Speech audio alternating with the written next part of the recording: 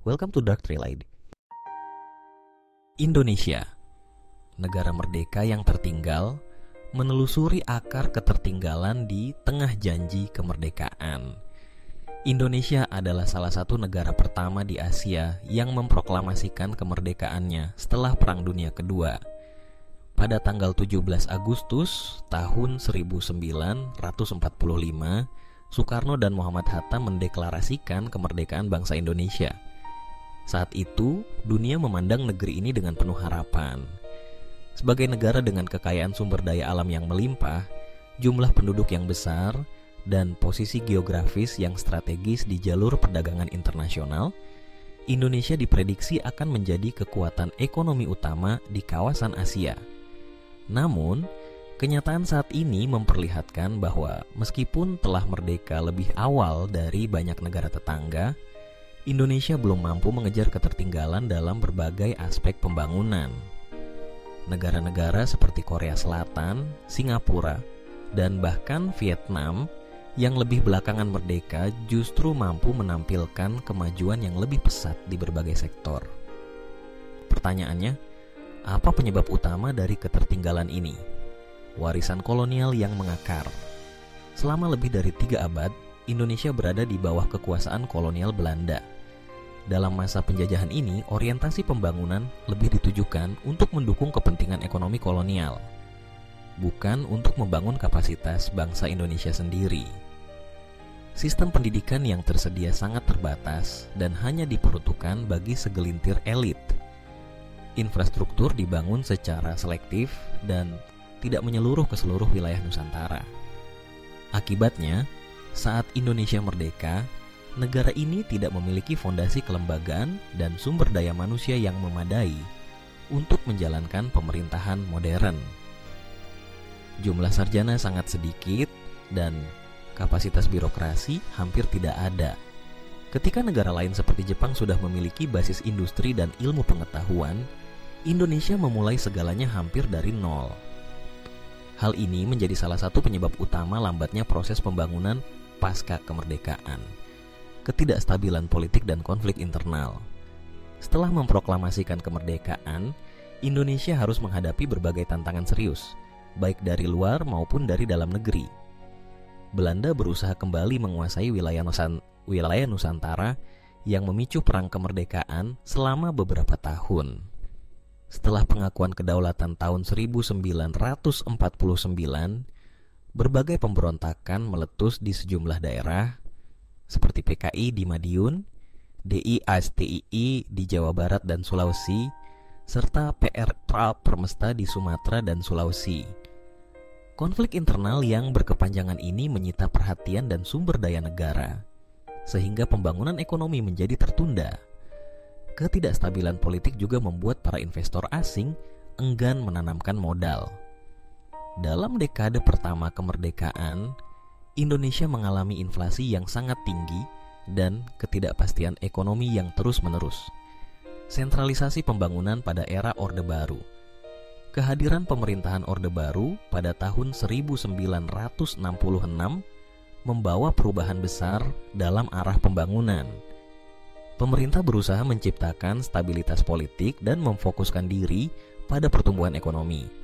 Namun, pembangunan cenderung tersentralisasi di Pulau Jawa, terutama di sekitar ibu kota Jakarta. Wilayah luar Jawa yang kaya akan sumber daya alam tidak mendapatkan perhatian yang seimbang dalam pembangunan infrastruktur dan pendidikan. Pola pembangunan ini menyebabkan ketimpangan regional yang terus membesar. Banyak daerah luar Jawa merasa terpinggirkan dan hanya menjadi tempat eksploitasi sumber daya alam tanpa mendapatkan manfaat yang setara. Ini berkontribusi pada lambatnya pertumbuhan ekonomi di wilayah timur Indonesia. Korupsi dan tata kelola yang lemah. Korupsi merupakan masalah yang terus menghambat kemajuan Indonesia sejak lama. Baik pada masa Orde Baru maupun era reformasi, praktik korupsi masih berlangsung di berbagai tingkatan pemerintahan. Indeks persepsi korupsi yang dirilis Transparency International menempatkan Indonesia pada peringkat 115 dari 180 negara pada tahun 2024. Korupsi tidak hanya merugikan negara dari segi keuangan, tetapi juga menurunkan kualitas pelayanan publik, memperlambat pembangunan infrastruktur, dan menghambat reformasi di sektor-sektor vital seperti pendidikan, kesehatan, dan peradilan. Upaya pemberantasan korupsi masih menghadapi tantangan besar, baik secara struktural maupun politis. Kualitas pendidikan yang perlu perbaikan menyeluruh.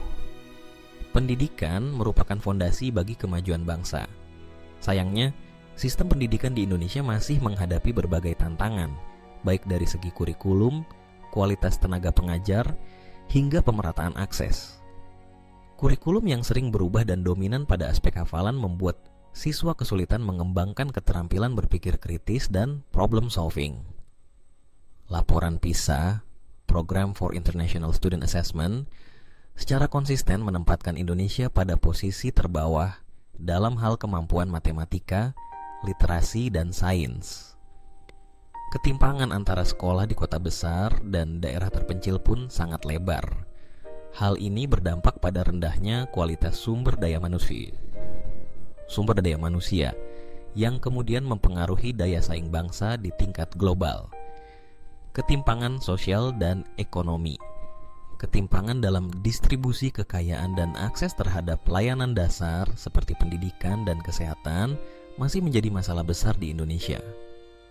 Menurut data dari Bank Dunia, 10% kelompok masyarakat terkaya menguasai lebih dari 70% aset nasional. Sementara itu, jutaan warga masih hidup dalam kondisi yang jauh dari layak, terutama di wilayah timur dan daerah perbatasan. Kondisi ini menciptakan kesenjangan sosial yang tidak hanya menghambat pertumbuhan inklusif, tetapi juga menimbulkan potensi konflik sosial.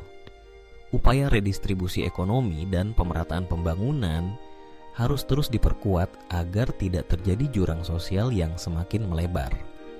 Ketergantungan pada ekspor komoditas mentah. Ekonomi Indonesia masih sangat bergantung pada ekspor komoditas primer seperti batu bara, minyak sawit, dan karet. Ketika harga komoditas dunia turun, Indonesia langsung merasakan dampaknya. Negara-negara seperti Korea Selatan dan Tiongkok telah beralih dari ekonomi berbasis komoditas ke industri manufaktur dan teknologi tinggi. Namun Indonesia masih tertinggal dalam hal ini. Ketiadaan strategi industrialisasi yang kuat dan berkelanjutan menjadi salah satu faktor penyebab lambatnya transformasi ekonomi Indonesia. Penguatan sektor manufaktur, peningkatan riset dan inovasi, serta investasi pada teknologi dan energi terbarukan perlu diprioritaskan dalam kebijakan ekonomi jangka panjang. Politik identitas dan polarisasi sosial. Dalam 2 dekade terakhir, dinamika politik di Indonesia menunjukkan tren meningkatnya politik identitas. Perdebatan publik dan persaingan politik seringkali didasarkan pada latar belakang agama, etnis, atau pandangan ideologis. Hal ini dapat memecah belah masyarakat dan mengalihkan perhatian dari isu-isu kebijakan yang lebih substantif seperti pendidikan, ekonomi, dan lingkungan. Polarisasi yang berlarut-larut bisa mengganggu stabilitas sosial dan politik yang pada akhirnya menghambat pembangunan. Oleh karena itu, perlu adanya upaya untuk memperkuat pendidikan kewarganegaraan, memperluas dialog lintas kelompok, dan mendorong politik yang lebih berbasis gagasan dan solusi. Tantangan konsistensi kepemimpinan dan visi jangka panjang. Seringkali, setiap pergantian kepemimpinan nasional maupun daerah disertai dengan perubahan arah kebijakan yang drastis. Hal ini menyebabkan banyak program pembangunan tidak berkesinambungan dan berpotensi mangkrak. Kurangnya visi jangka panjang yang konsisten menjadi hambatan dalam merancang transformasi ekonomi dan sosial yang berkelanjutan. Perlu adanya sistem perencanaan yang terintegrasi dan berbasis konsensus nasional, sehingga siapapun pemimpinnya, arah pembangunan tidak berubah-ubah. Ini akan menciptakan kepastian bagi investor dan memastikan bahwa manfaat pembangunan bisa dirasakan oleh seluruh rakyat. Potensi yang masih bisa dioptimalkan. Meskipun menghadapi banyak tantangan, Indonesia tetap memiliki potensi besar untuk menjadi negara maju. Bonus demografi dengan jumlah usia produktif yang tinggi bisa menjadi kekuatan besar jika didukung dengan pendidikan dan lapangan kerja yang memadai. Sektor ekonomi digital, energi hijau, dan pariwisata juga memiliki peluang besar untuk tumbuh. Dengan kebijakan yang tepat, tata kelola yang baik, serta kolaborasi antara pemerintah, swasta, dan masyarakat sipil, Indonesia bisa mempercepat proses transformasi menuju negara yang lebih adil, makmur, dan berkelanjutan. Penutup, refleksi atas kemerdekaan dan masa depan. Kemerdekaan adalah titik awal, bukan jaminan keberhasilan. Indonesia telah melalui perjalanan panjang dengan berbagai tantangan yang kompleks. Namun sejarah juga menunjukkan bahwa bangsa ini memiliki kapasitas untuk bangkit dan berbenah. Kedepan, komitmen kolektif untuk memperkuat institusi, meningkatkan kualitas pendidikan, memperbaiki tata kelola, serta menumbuhkan semangat inklusif akan menjadi kunci bagi masa depan Indonesia. Dengan semangat gotong royong dan tekad untuk berubah, Indonesia memiliki peluang besar untuk menebus janji kemerdekaan, menciptakan kehidupan yang adil, makmur, dan bermartabat bagi seluruh rakyatnya. Terima kasih sudah menonton. Jangan lupa subscribe.